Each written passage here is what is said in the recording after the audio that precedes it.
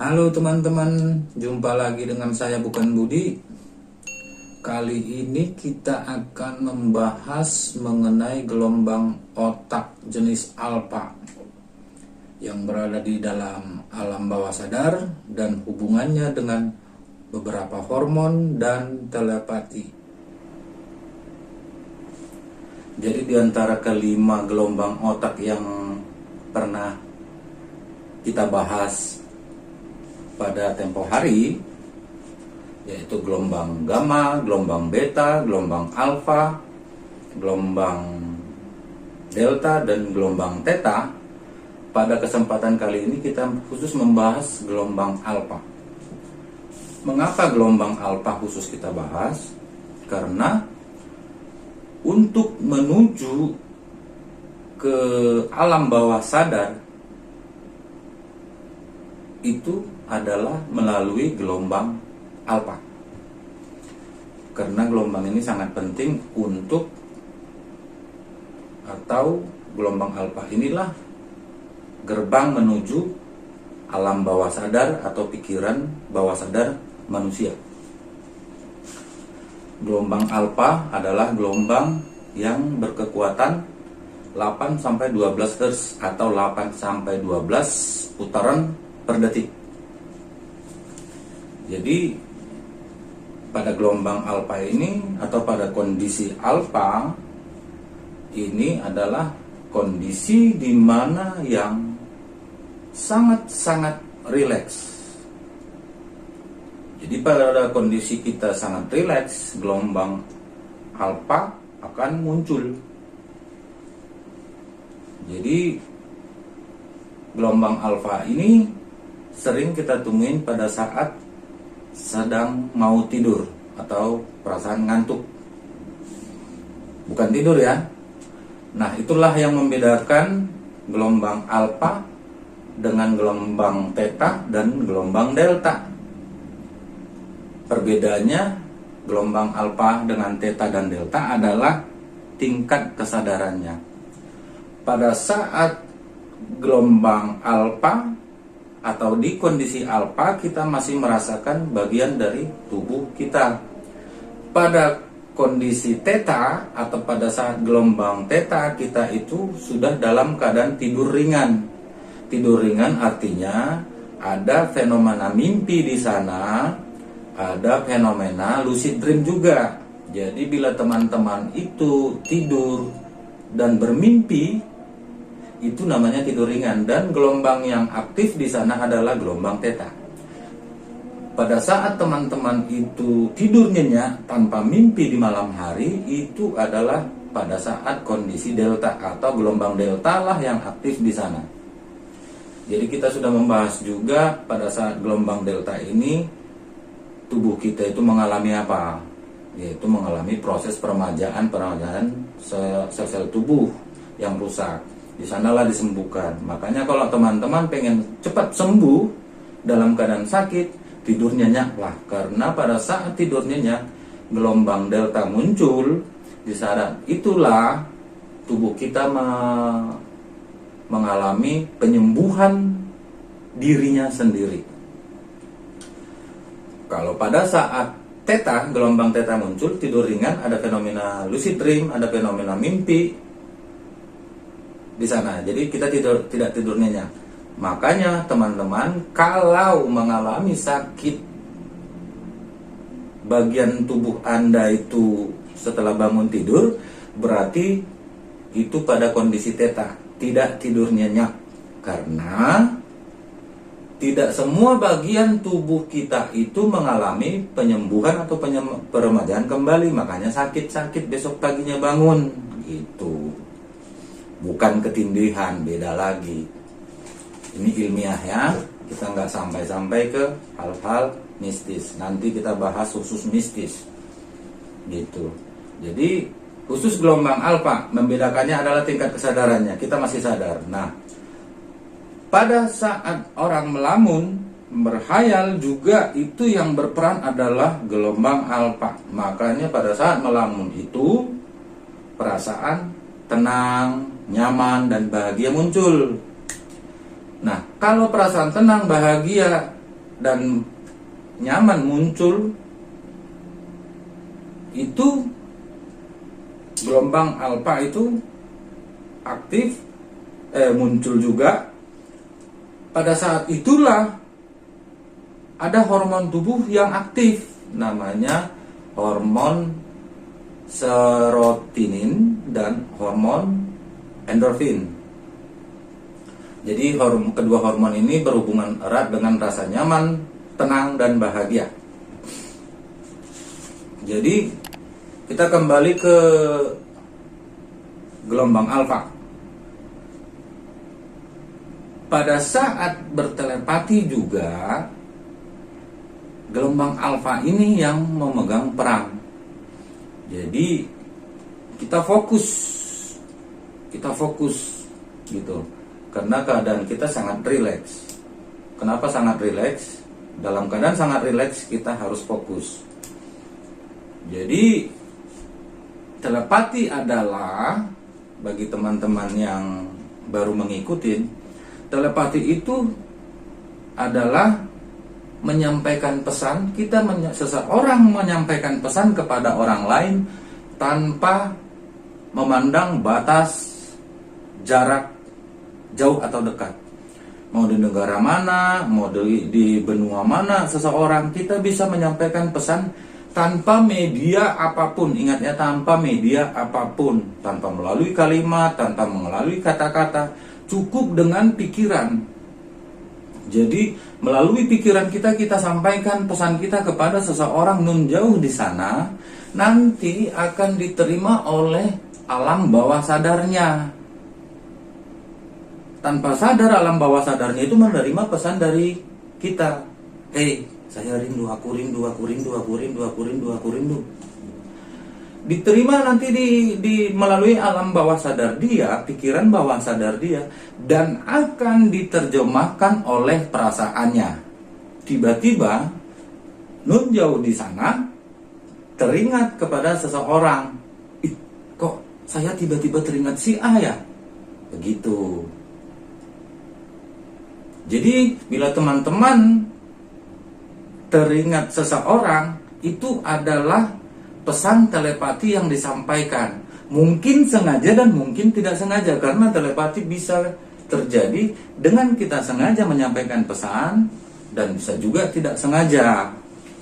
Misalnya nih, tiba-tiba si istri teringat sama suami, langsung telepon.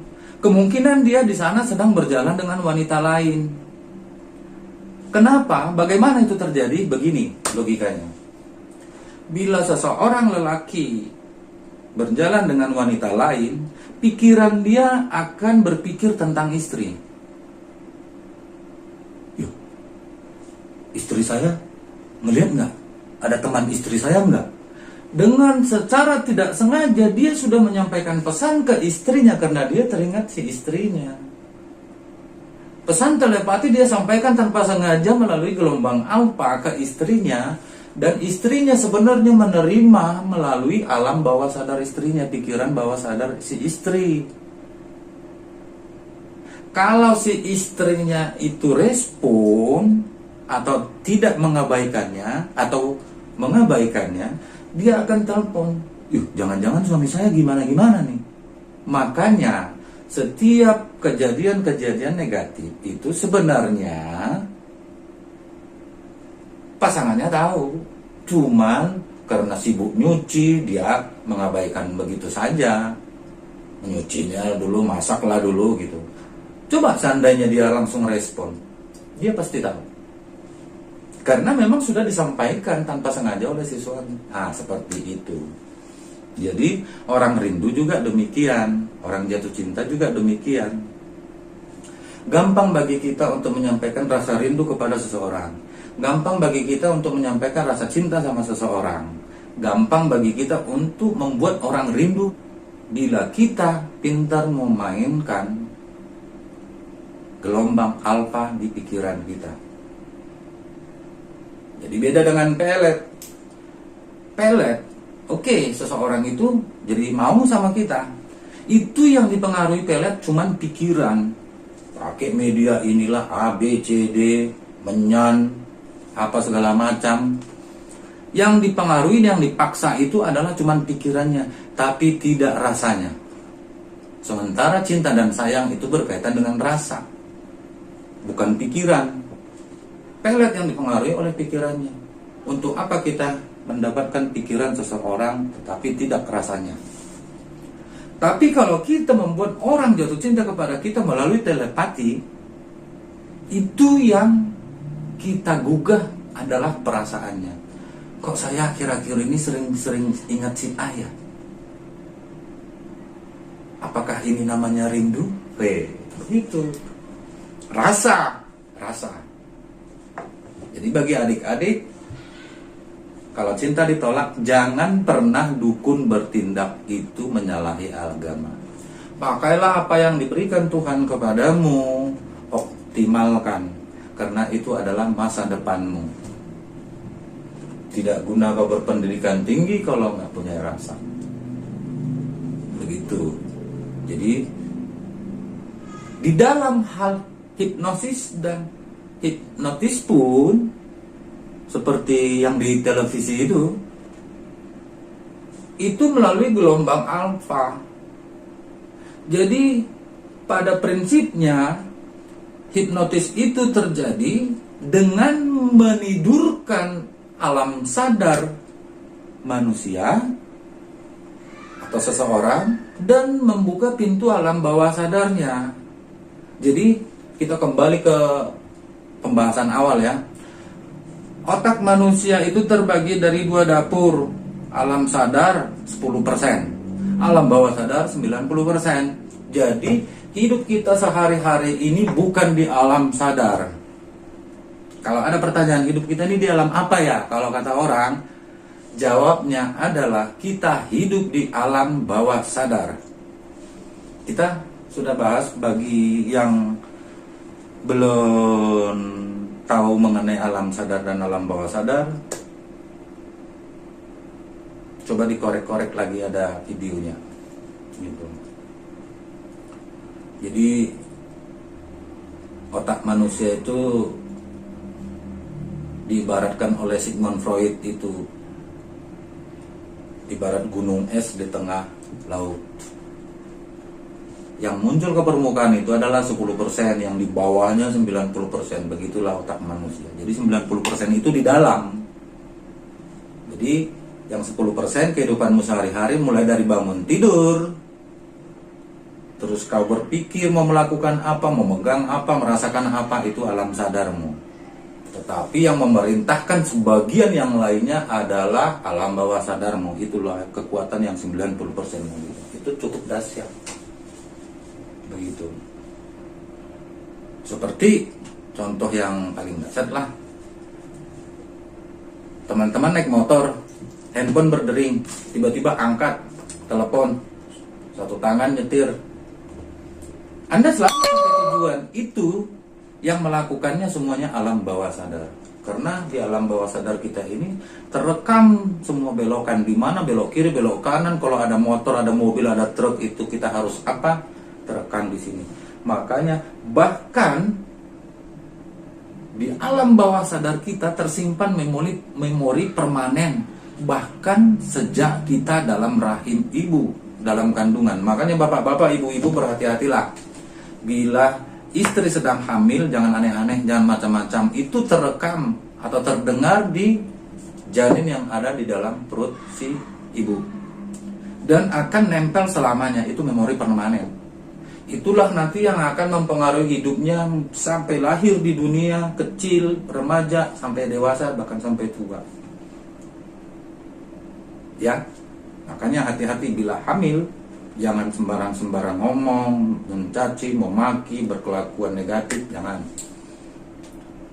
Akan tersimpan di memori jabang bayinya. Gitu. Jadi di dalam hipnotis itu juga begitu. Ditidurkan alam sadarnya, dibuka pintu alam bawah sadarnya. Seperti yang di televisi, dalam hitungan ketiga, tidur, dia memang tidur beneran.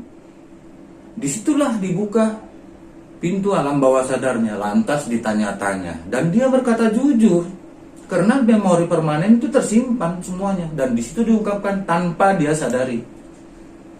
Begitu. Itu prinsipnya atau prosesnya terjadi hipnotis seperti yang di televisi itu.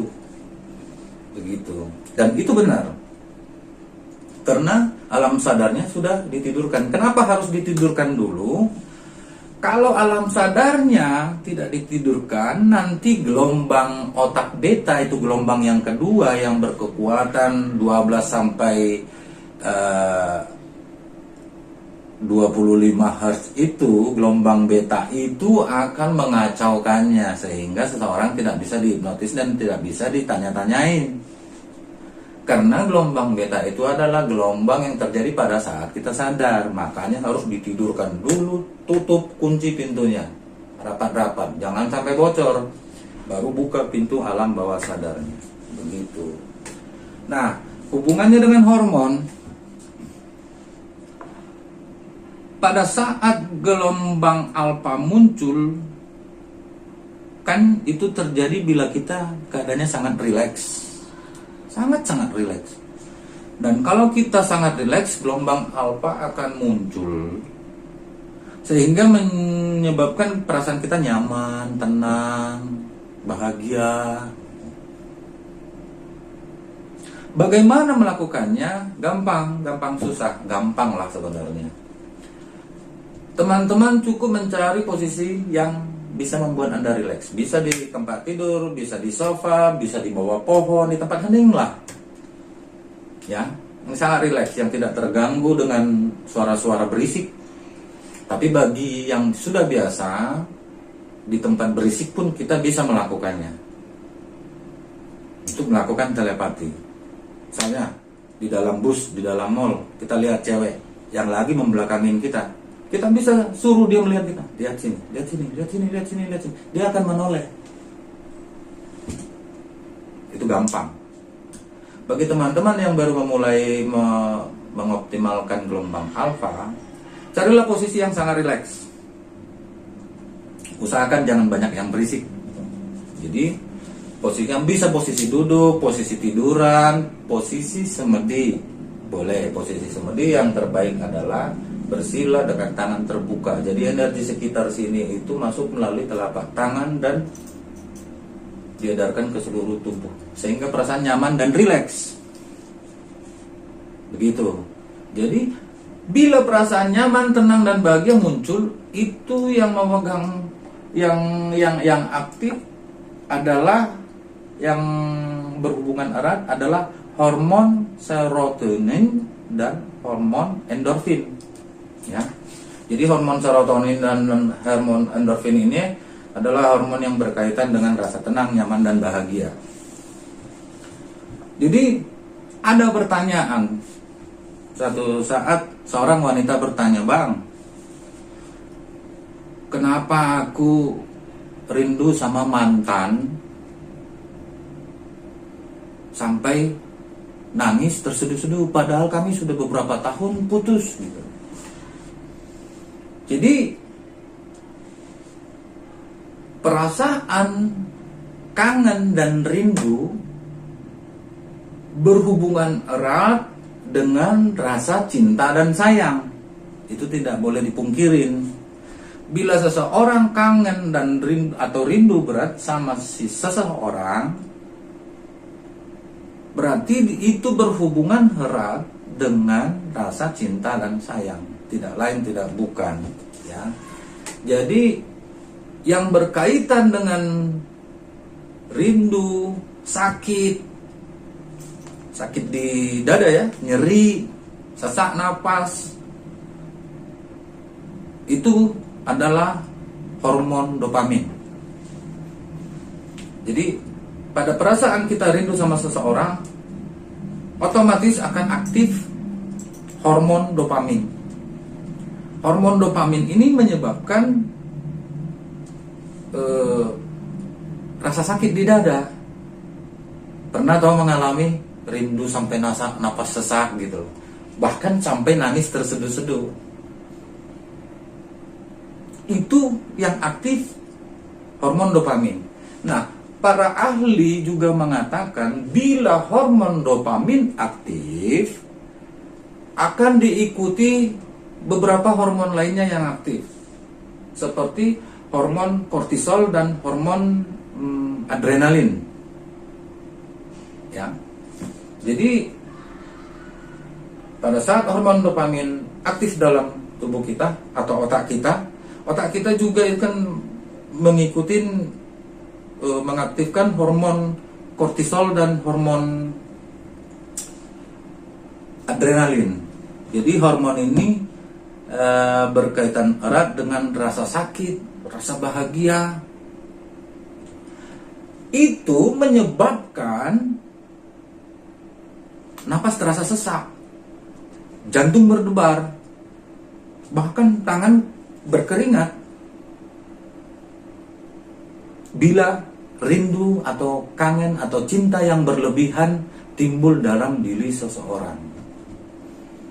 Jadi hormon adrenalin juga berkaitan dengan nafsu, hasrat. Jadi hormon dopamin akan diikuti dengan hormon kortisol dan hormon adrenalin aktif, sehingga di sana ada perasaan tak karu-karuan, ada rindu berat, ada sakit yang gimana ya? Wih, siapa yang pernah putus cinta atau rindu yang nggak tersampaikan? Sakit, mengakibatkan sesak napas terasa sesak, bukan sesak napas penyakit ya. Pada saat itu saja napasnya sesak, napas tersengal-sengal. Jadi di dada itu nyeri, sampai tangan berkeringat, sampai menangis terseduh-seduh. Demikian juga kita bila merindukan seseorang yang sudah tiada. Makanya sampai nangis. Kita kangen pada seseorang yang sudah meninggal, sampai nangis. Itu yang berhubungan erat dengan hormon dopamin, kortisol dan adrenalin. Sama seperti ABG. Ya, remaja-remaja mulai puber, mulai merasakan cinta, tapi takut mengungkapkannya. Jadi suka sama seseorang di sekolahnya, tapi mau mendekatinya takut. Disitulah muncul hormon adrenalin tadi. Dipacu adrenalinnya untuk mendekati, ngomong cinta, tapi ragu-ragu, maju mundur, sehingga terpendam. Timbullah rasa rindu, menghayal terus, terbayang terus. Yang muncul di sana adalah hormon dopamin, kortisol. Yang tadi juga kalau merasa nyaman, tenang dan bahagia itu adalah hormon endorfin dan serotonin. Jadi hormon serotonin adalah hormon yang mengendalikan nafsu dan stres. Jadi hormon itu yang mengendalikannya. Bila supaya teman-teman tidak stres, nafsunya itu dikendalikan sama hormon serotonin. Saya susah ngomong serotinin. Begitu teman-teman. Jadi itulah hubungan hormon dengan gelombang alfa. Karena gelombang alfa ini terjadi pada saat kondisi kita sangat rileks, dan di sana kita melamun, bisa terjadi melamun, menghayal. Kalau orang melamun dan menghayal kan rasa bahagia dong, tenang, nyaman, menghayalkan yang indah-indah. Nah, itu hormon serotonin dan endorfin akan berpendar, akan aktif dari otak atau bagian tubuh kita gitu. Dan diikutin rasa-rasa yang lain nanti, rasa rindu, sakit, bahagia, kangen, itu nanti masuk ke hormon dopamin, nafsu, aduh pengen ngomong. Nah, itu yang dipacu hormon adrenalin. Begitu teman-teman. Itu hubungannya dengan gelombang otak alfa yang berkekuatan 8-12 putaran per detik atau 8-12 Hz. Dan gelombang otak alfa inilah gerbang menuju alam bawah sadar otak manusia. Jadi mengenai telepati nanti khusus kita bahas bagaimana melakukan telepati yang baik. Kalau dosenmu nggak suka samamu, gampang. Jangan cari dukun. Rajinlah belajar. Dan pakai telepati. Begitu. Telepati bisa kita gunakan dalam atau alam bawah sadar, karena telepati alam bawah sadar ya. Alam bawah sadar bisa kita manfaatkan di dalam mencapai pendidikan yang bagus, bekerja di kantormu. Kamu akan tahu siapa-siapa yang gak suka sama kamu dan mengapa, sehingga kamu bisa memperbaiki diri. Jika diri kamu sudah baik, tetapi tetap orang itu, seseorang atau pimpinan kamu tidak suka kepada kamu, gampang, cukup telepati dia akan rindu ke kau. Begitu. Di dalam hal bisnis, berdagang, sales, atau promo, itu juga dipakai alam bawah sadar manusia. Hei teman-teman, kamu pikir itu papan board itu, iklan-iklan yang di pinggir jalan itu tujuannya apa? Tujuannya adalah mempengaruhi alam bawah sadar yang melihatnya. Jika tiap hari kamu pulang pergi kerja, pulang pergi sekolah, pulang pergi kuliah, pulang pergi ke pasar pada jalan yang sama, dan di jalan yang sama kamu lihat ada iklan, misalnya iklan produk A, berkali-kali, besok lihat lagi, itu akan tertanam di dalam alam bawah sadarmu bahwasanya produk A itu bagus. Sehingga suatu saat kamu akan membelinya. Jadi bukan alam sadarmu. Di alam sadar kau bisa melihatnya, tetapi kau akan menyimpannya di alam bawah sadarmu. Itulah makanya iklan sangat perlu. Dan dibayar mahal. Itu fungsinya. Jadi mengenai itu nanti kita bahas juga di dalam afirmasi, di dalam telepati, di dalam pembahasan alam bawah sadar. Nanti kita spesifikin gitu. Tergantung teman-teman butuh apa, di mana, kondisi apa, dalam hal pacaran kah, berumah tangga kah, bercinta kah, marketing kah, jualan kah, termasuk dalam penagihan. Jadi seseorang itu pernah, atau mungkin Anda kenal, seseorang pernah menjadi yang terbaik di Indonesia ini mengenai penagihan. Single factor, body tidak gede, wajah tidak sangat, tetapi bisa menagih hal-hal berat. Beres semuanya. Preman, pengedar, mafia, semua sudah dimasukinya. Untuk membantu-bantu orang-orang yang ditipu. Semua sudah dimasukinya. Dan hal itu dia lakukan. Selain untuk kemanusiaan, juga pelajaran dirinya sendiri. Masih tajamkah pikirannya? Masih tajamkah pengaruhnya? Begitu. Jadi banyak fungsi alam bawah sadar ini pasti setiap hari kita menggunakannya. Dan dalam keadaan tertentu, stres tertentu, tingkat kesulitan tertentu, alam bawah sadarlah semuanya yang memecahkan masalah-masalah hidup manusia, bukan alam sadar. Begitu teman-teman. Itu juga tadi hubungannya. Nanti kita bahas juga mengenai zat-zat psikotropika, karena berhubungan dengan alam bawah sadar juga, berhubungan dengan gelombang otak. Begitu. Jadi pada kesempatan kali ini hubungannya dengan hormon-hormon dalam tubuh manusia, yaitu tadi karena berkaitan dengan rasa tenang, nyaman, bahagia, sakit, rindu, cinta, sayang. Hormon-hormon apa yang muncul? Ya itu tadi. Hipnotis nanti kita bahas, telepati nanti kita bahas, afirmasi kita bahas, iklan nanti kita bahas, semuanya. Gitu. Oke teman-teman, sampai di sini dulu. Lebih spesifik lagi nanti kita akan bahas semua.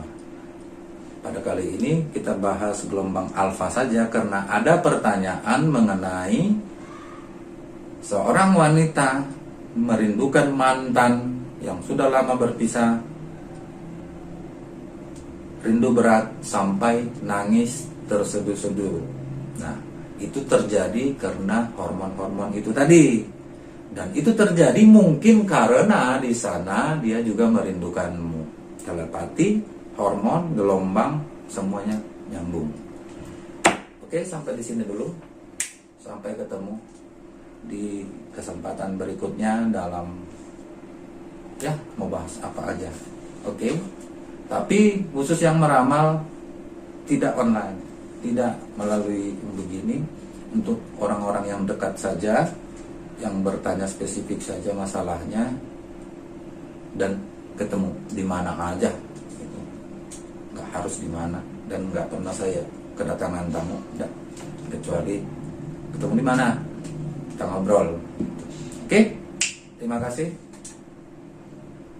Salam prokes, jaga COVID, jaga kesehatan. Oke, saya kira cukup sampai di sini pembahasan kita kali ini mengenai alam bawah sadar, gelombang alfa, beberapa hormon dan telepati. Kita bertemu di video selanjutnya. Kalau teman-teman merasa video ini bermanfaat, kan silahkan di like, subscribe, share dan komen, dan jangan lupa bunyikan loncengnya agar teman-teman tidak ketinggalan video-video selanjutnya. Sampai jumpa dan terima kasih.